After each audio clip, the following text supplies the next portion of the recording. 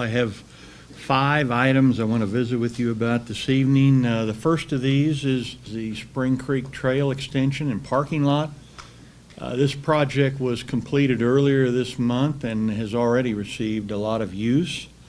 It's located near the fair booth at 15th and Midwest Boulevard, and this extension allows access to the 2.5-mile main trail without having to go through the fair booth. The parking lot will add 35 spaces to the area as well. The cost of this project was $587,000, and the funding comes from the 2017 repurposed capital improvement sales tax.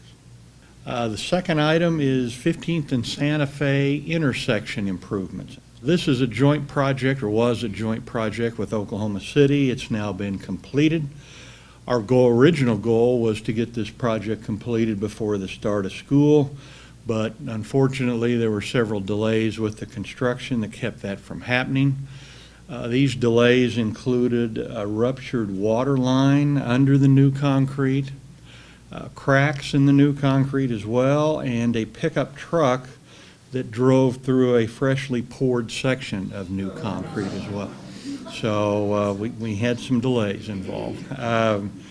Edmond's share of this project was about $500,000. That money comes from the 2000 sales tax for street reconstruction and rehabilitation.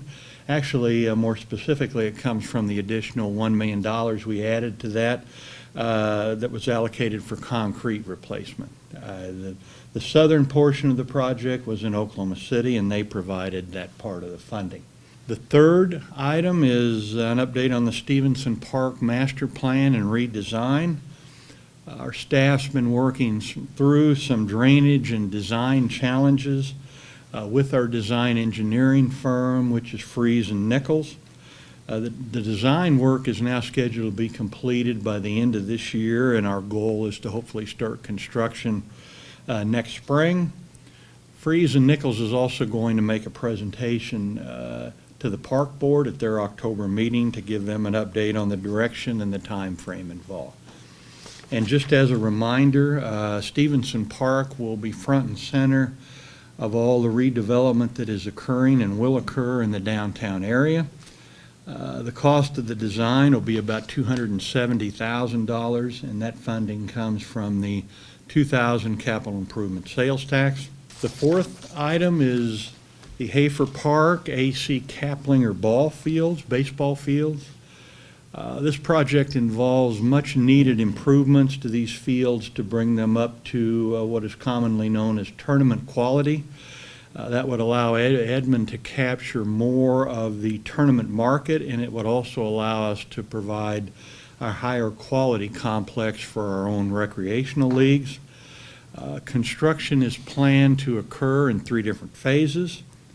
The first phase cost estimates were much higher than what we had budgeted, and as a result, staff is now reviewing the numbers with the design firm for this project, which is Hafer Associates, and that firm will also be discussing this project with the park board at their October meeting as well.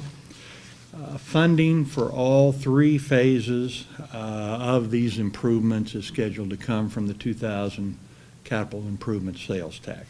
And the fifth item is an update on sales and use taxes.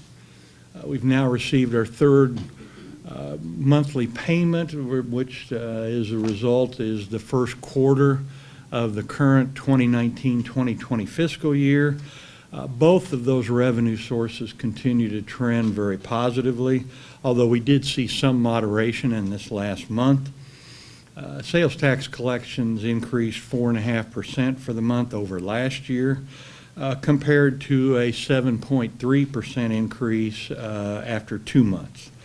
The 3-month cumulative total for sales tax is up 5.2% over last year, and that compares to 5.6% after 2 months or a month ago.